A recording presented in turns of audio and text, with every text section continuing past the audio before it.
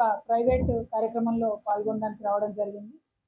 అదేవిధంగా మా జిల్లా స్థాయిలో ఇవాళ పొద్దున్నే జిల్లా పార్టీ ఆఫీస్లో కూడా అందరూ మా నాయకులందరూ కూడా కలిసి 27న సమావేశానికి సంబంధించి చెలో వరంగల్ కార్యక్రమాన్ని ఎట్లా సక్సెస్ చేయాలని చెప్పి ఒక సమాలోచన కూడా చేసుకున్నాం. మళ్ళీ ఇప్పుడు అందరం కూడా ఒకసారి కూర్చొని ప్రతి నియోజకవర్గం నుంచి జరుగుతున్నటువంటి మొబిలైజేషన్ ఎలా ఉంది, ఈ సమావేశానికి సంబంధించి ఖమ్మం జిల్లా నుండి ఏ విధంగా అందరం కూడా వెళ్ళాలనేటటువంటి ఆలోచన చేస్తూ ఉన్నాము. మీరు చూస్తున్నారు, యావత్ తెలంగాణలో ఒక ఉత్సాహం ఉన్నది. టీఆర్ఎస్ పార్టీ మీటింగ్ అంటే తెలంగాణ జనజాతర, ఇది మన జాతర అనేటటువంటి ఆలోచనతో పెద్ద ఎత్తున ప్రజలందరూ కూడా కదులుతున్నటువంటి పరిస్థితి మనం ఇవాళ రాష్ట్ర వ్యాప్తంగా చూస్తున్నటువంటి సందర్భం. ఖమ్మంలో ప్రత్యేకించి ఒక సందర్భం ఏంటంటే, ఇక్కడ 3 మంత్రులు ఉన్నారు, ఒక ఉప ముఖ్యమంత్రి, 2 మంత్రులు. కానీ నిన్న కూడా వానబడి ధాన్యం తడిసిపోయి బస్తాలలో మొలకెత్తే పరిస్థితి ఉంటే, ఇప్పుడు మేము సత్తుపల్లికి అయితే పోతున్నాం, అక్కడ వర్షం పడి మామిడి పూత మామిడి కాత అంతా రాలిపోయి మామిడి రైతులు ఇబ్బందులలో ఉంటే, రాష్ట్ర వ్యాప్తంగా అనేక మంది రైతులు కన్నీళ్లు గారుస్తూ ఉంటే, కనీసం ఒక మాట మాట్లాడి ఒక రివ్యూ పెట్టుకొని నష్టం ఎంత జరిగిందని రెవెన్యూ అధికారులతోని మాట్లాడేటటువంటి తీరిక కూడా లేనటువంటి ప్రభుత్వం ఉండడం నిజంగా మన దౌర్భాగ్యం. ఇక్కడ ఉప ముఖ్యమంత్రి గారు ఉన్నారు, మరి ముఖ్యమంత్రి తర్వాతి పోస్టు అంటే ఎంత బాధ్యత ఉండాలి, ఎంత ఆలోచన ఉండాలి. కానీ ఇప్పటి వరకు రైతుల్ని కనీసం పలకరించిన పాపాల పోలేదు. ఈ జిల్లాలో ఉన్నటువంటి 3 మంత్రులు వాళ్ళు ఒకరి మీద ఒకరు ఆధిపత్యం చెలాయించుకునేటటువంటి ప్రయత్నం తప్పితే ప్రజల సమస్యల మీద మాట్లాడాలన్నటువంటి ఆలోచన లేకపోవడం నిజంగా దారుణం. మరి ఇంకా విచిత్రం ఏంటంటే, ఖమ్మం జిల్లా అంటేనే కామ్రేడ్ల జిల్లా అంటారు. ఇవాళ కామ్రేడ్లు అధికారంలో ఉన్నారు కాబట్టి ప్రభుత్వాన్ని ప్రజా సమస్యల మీద నిలదీయకపోవడం అన్నది చాలా దారుణం.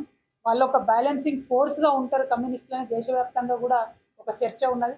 అధికారంలో ఎవరున్నా సరే ప్రజల తరఫున కనీసం వీళ్ళన్నా ప్రశ్నిస్తారని ఒక నమ్మకం ఉండే. ఇవాళ ఖమ్మం జిల్లాలో మరి ఆ నమ్మకం వమ్మయ్యేటటువంటి పరిస్థితి వచ్చిందని చెప్పక తప్పదు. ఎందుకంటే మరి ఇక్కడ ఉన్నటువంటి పెద్దలే, ఉమ్మడి ఖమ్మం జిల్లా నుండి ఉన్నటువంటి పెద్దలే మరి వాళ్ళ ప్రభుత్వంలో భాగస్వాములై ఉన్నందుకు ప్రశ్నిస్తలేరేమో అని అనుకోవాల్సినటువంటి పరిస్థితి వచ్చింది.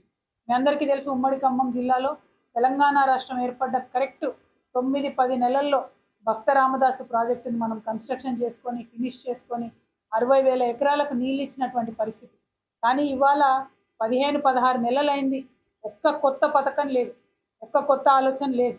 ఇక ముఖ్యమంత్రి గారి గురించి చెప్పుకుంటే ఎంత చెప్పుకున్నా కూడా పాపం బావురుమని ఏడ్చే పరిస్థితి. ఇక్కడ నేను కరెక్ట్గా మా రవిచంద్ర అన్న గారి ఇంటికి వస్తూ ఉంటే అబ్బాయి ఒకతను నా విండో దగ్గరికి వచ్చి, నేను కూడా కాంగ్రెస్ పార్టీ గ్రామశాఖ అధ్యక్షుడినే, కానీ రాజీనామా చేసిన ఏమీ కూడా ప్రయోజనం లేనటువంటి ప్రభుత్వం అని కాంగ్రెస్ పార్టీ నాయకుడు ఇప్పుడు జస్ట్ 1 మినిట్ కింద నా విండో దగ్గర నిలబడి మాట్లాడిపోయిన పరిస్థితి. అంటే ముఖ్యమంత్రి గారు కూడా నిజంగా ఎంత దారుణం అంటే, నిన్నగాక మొన్న వాళ్ళ 2 అధినాయకుల మీద A1 A2 కేసు పెడితే వాళ్ళ కాంగ్రెస్ పార్టీ దేశవ్యాప్తంగా ధర్నాలు చేసింది, పిలుపునిచ్చింది. కానీ మన ముఖ్యమంత్రి గారే జామ్ జామ్ అని జపాన్లో పర్యటన చేస్తున్నారు తప్పితే కనీసం మరి వాళ్ళ ముఖ్య నాయకుల మీద ఇంత కేసులు అయితే ఒక ట్వీటు లేదు, ఒక పోస్టు లేదు. మరి జపాన్లో ఇంటర్నెట్ పనిచేస్తలేదేమో నాకు తెలియదు, మనకన్నా వెనుకబడ్డ దేశమేమో నాకు తెలియదు, ఒక శాటిలైట్ డౌన్ అయిందేమో నాకు తెలియదు. కానీ కనీసం వాళ్ళ అధినాయకత్వానికి అంత ఇదైతే దేశమంతా కాంగ్రెస్ వాళ్ళు పాపం రోడ్లెక్కి లొల్లి పెడుతుంటే ముఖ్యమంత్రి గారేమో కనీసం ఒక ట్వీట్ పెట్టేటటువంటి తీరిక కూడా లేదు. సరే, వాళ్ళ నాయకుల గురించి పెట్టకపోను, కానీ వానబడియాల రాష్ట్రం అతలాకుతలం అవుతుంటే ముఖ్యమంత్రి గారు ఎక్కడుంటే ఒక్క మాట రెవెన్యూ శాఖ అధికారులతోని మరి ఎంత వర్షం పడుతుంది ఏం సంగతి అని అడిగితే బాగుండేది. ఇక్కడ ఉన్నటువంటి మా నాయకులందరికీ తెలుసు, కేసీఆర్ గారు ముఖ్యమంత్రిగా ఉన్నప్పుడు వాన పడిందంటే ప్రతి జిల్లా అధ్యక్షుడికి ఫోను, ఎంత వాన పడింది, ఏ నియోజకవర్గంలో పడింది, ఏ పంట పాడవుతుంది, ఏం జరుగుతుంది అని రెవెన్యూ అధికారులని పరుగులు పెట్టించినటువంటి పరిస్థితి. నేను ఇవాళ డిమాండ్ చేస్తూ ఉన్న ఖమ్మం జిల్లాలో, ఖమ్మమే కాదు మన రాష్ట్ర వ్యాప్తంగా పంట నష్టం జరిగినటువంటి రైతులందరికీ ఎకరానికి 20,000 చొప్పున ఈ ప్రభుత్వం తక్షణమే నష్టపరిహారం ప్రకటించాలి, అధికారులను అలర్ట్ చేయాలి, అన్ని రకాల పంటలను కూడా వచ్చి ఒకసారి అధికారులు చూసుకోవాలి. పరిపాలన కంప్లీట్గా పడకేసినటువంటి పరిస్థితి రాష్ట్రంలో ఉన్నది. నిన్న ములుగుకు ఇదే జిల్లాకు సంబంధించినటువంటి మంత్రి గారు పొంగులేటి శ్రీనివాసరెడ్డి గారు వెళ్తే అక్కడ ఒక చిన్న బిడ్డ చచ్చిపోయినటువంటి శిశువును పైకెత్తి మంత్రులకు చూపించి హాస్పిటల్కి పోతే మా బిడ్డ చనిపోయిందని చెప్పేటటువంటి దయనీయమైన పరిస్థితి. హాస్పిటల్ వెళ్ళడానికి ఆస్కారం లేనటువంటి పరిస్థితుల్లో ఉన్నాయి. హాస్టల్ వెళ్ళలేనటువంటి పరిస్థితుల్లో ఉన్నాయి.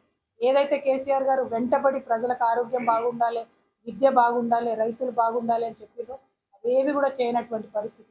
ఈ ముఖ్యమంత్రి గారు ఏదైతే చెప్పిందో ఏ ఒక్కటి కూడా చేయనటువంటి పరిస్థితి. రైతు బంధు టకీ టకీ టకీ అని 31 లోకలు వాడుతుంది అన్నారు. 31 అయిపోయింది. మరి ఏప్రిల్ సగం నెల అయిపోయింది. సగం మందికి ఇంకా రైతు భరోసా రానేలేదు. రైతు రుణమాఫీ సంపూర్ణంగా చేసినామని చెప్పి ఘోరమైన అబద్ధాలు చెప్తున్నారు. ఇంతవరకు రైతు రుణమాఫీ 60% మందికి కాలేదనేటటువంటి వాస్తవం. రైతు కూలీలు ఇదే ఖమ్మం జిల్లాలో కామ్రేడ్లు ఉన్నారు కాబట్టి కూలీలు చెప్తా ఉన్నా. 2.5 లక్షల మంది రైతులు ఉంటే 4,25,000 పైసలకు రైతు కూలీలు ఉంటారు ఈ ఖమ్మం జిల్లాలో. కానీ ఆ రైతు కూలీలకు పెడతా అన్న ఆత్మీయ భరోసా పథకం ఏదైతే ఉందో హోర్డింగ్లకి అడ్వర్టైజ్మెంట్లకి తప్పితే ఇంతవరకు ఎవరికైనా ఒక కూలీని బలకరించి మీకు ఆత్మీయ పథకం వచ్చిందంటే రాలేదని చెప్పే పరిస్థితి. ఏదైతే ఫ్లాగ్షిప్ ప్రోగ్రామ్స్ అని కాంగ్రెస్ పార్టీ చెప్పిందో, ఏదైతే ముఖ్యమంత్రి గారు ఇగో ఈ డేట్ లోపల అయిపోతాయని అంటారో ఒక్కటంటే ఒకటి కూడా అమలు కానటువంటి పరిస్థితి ఉన్నది. అల్టిమేట్గా ఈ ప్రభుత్వం మాటల ప్రభుత్వం తప్పితే చేతల ప్రభుత్వం కాదు. ఈ ప్రభుత్వం ప్రజల మన్ననలు కోల్పోయింది. దీనివల్ల తెలంగాణ రాష్ట్రం తిరోగమన దిశలో పోతున్నది. కాబట్టి ప్రజలందరూ కూడా దయచేసి ఆలోచన చేసుకోవాలి. ఎక్కడికక్కడ ప్రభుత్వాన్ని, ప్రభుత్వం యొక్క ప్రతినిధుల్ని నిలదీయాలి. మా ప్రతిపక్షం ఏదైతే చక్కగా నిలదీసేటటువంటి పాత్ర పోషిస్తున్నదో మమ్మల్ని ఎంకరేజ్ చేయండి. 27వ తారీఖు నాడు 25 వసంతాల బీఆర్ఎస్ పార్టీ పండుగ జరుగుతూ ఉన్నది. దీనికి ఖమ్మం జిల్లా ప్రజలు, ప్రజాస్వామ్యవాదులు అందరికీ కూడా మేము ఆహ్వానం పలుకుతా ఉన్నాం. పెద్ద ఎత్తున వచ్చి హాజరవ్వవలసిందిగా మీ అందరినీ కూడా